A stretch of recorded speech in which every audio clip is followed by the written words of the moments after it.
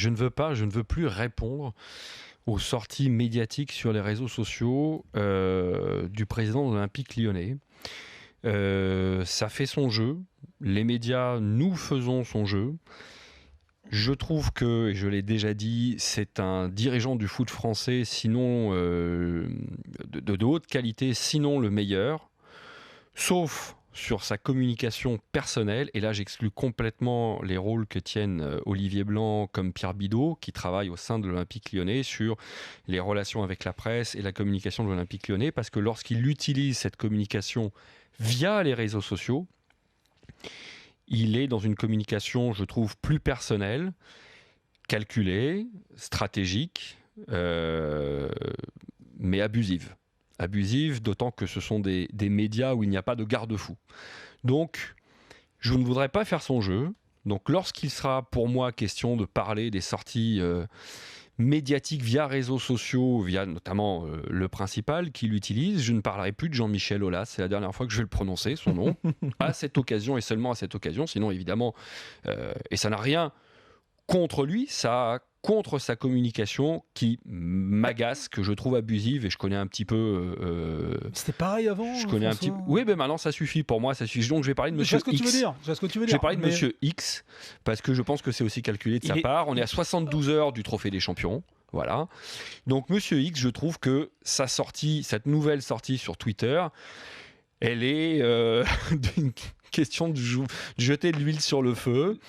Il y aura bientôt on a le Trophée des Champions qui va arriver. Ça fait partie de son jeu, de sa démagogie, de son côté querelleur. Et non, mais je le dis avec un peu de moquerie, et je pense aussi qu'il est pétri d'humour, Jean-Michel Aulas. Donc si jamais ça lui revient aux oreilles, je pense qu'il comprendra le clin d'œil. Abonnés. Voilà, 315 000 followers pour Monsieur X. Donc ça participe aussi via ce média à, comme je l'ai dit, à jeter de l'huile sur le feu. Et je trouve qu'au bout d'un moment, quand tu veux trop jeter de l'huile sur le feu, quand tu joues un peu trop les pyromanes, ça te dessert. Ça te dessert en termes d'image, parce que lorsqu'il parle en son nom propre, forcément, personne ne voit Jean-Michel Aulas. Tout le monde voit Jean-Michel Aulas, président de l'Olympique Lyonnais. Mais et là, c'est moi qui dois me mettre une baffe sur la joue, parce que j'ai dit que je le prononçais pas, et je viens de le faire à deux reprises. C'est dur. C'est comme ni oui ni non. Jean-Michel Aulas et l'Olympique Lyonnais, et inversement. Oui, mais l'Olympique Lyonnais, je pense, a un compte Twitter.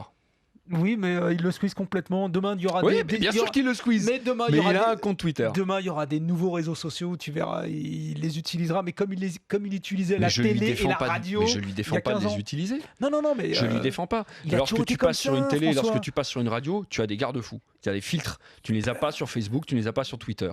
Et on voit très bien. Moi qui découvre Twitter depuis un an, le côté émotif, le côté emballement que ça peut susciter, surtout quand tu as plusieurs centaines de milliers de followers, mais y a rien et que tu es un personnage. Y a pas de... Mais j'ai pas dit qu'il y avait quelque chose d'insultant. Non, mais je veux dire, je dis que c'est un jeu de sa part, et que moi, ce jeu-là, je ne veux plus y répondre. De l'huile sur le feu. Non, je trouve que tu vas trop loin ici. Il s'amuse, et voilà, il met les rieurs de son côté, comme on dit. Derrière son jeu, justement. Alors, qu'est-ce qu'il cherche à faire en ayant ce type de discours banjo là sur les tweets de. Qu'est-ce qu'il recherche en publiant ce type de tweet aujourd'hui ? Est-ce que c'est juste pour accaparer l'attention sur sa personne et pas sur son équipe à 3 jours d'un match contre le PSG, qui pourrait permettre à Lyon de créer une petite sensation? C'est une façon de dire l'Olympique Lyonnais est de retour. Là, son stade il est fini. Là maintenant, ça va être toute la saison. Là, et on va commencer avec le nouveau stade. Il y a la Ligue des Champions. Pour l'instant, il conserve à peu près son effectif. Lyon redevient ambitieux. Mais il te dit justement, l'excès d'argent du PSG, tu l'as Léa sportif. Comment espérer gagner demain? Mais ça, c'est pour, comme j'ai dit tout à l'heure, c'est pour mettre la France d'en bas de son côté. Mais oui, mais t'as raison. C'est une façon. Mais c'est impossible que les gens soient aussi crédules que ça. Qu'est-ce qui mord à Lyon l'hameçon? Lyon a le deuxième budget en France. Qui mord à l'hameçon? Les followers. Beaucoup d'entre eux, en plus il sait très bien quel est l'antagonisme entre les autres clubs français majeurs et le sien, les followers, et deuxièmement, nous, les médias, qui en parlons ici, qui nous faisons les gorges chaudes des tweets de Monsieur X. Demande aux supporters lyonnais si c'est abusif. Au contraire, ils sont fiers, les supporters lyonnais. Le président mais ça les regarde. On va leur demander. On ne peut pas faire une heure d'émission pour dire les supporters lyonnais sont fiers des tweets de Monsieur X.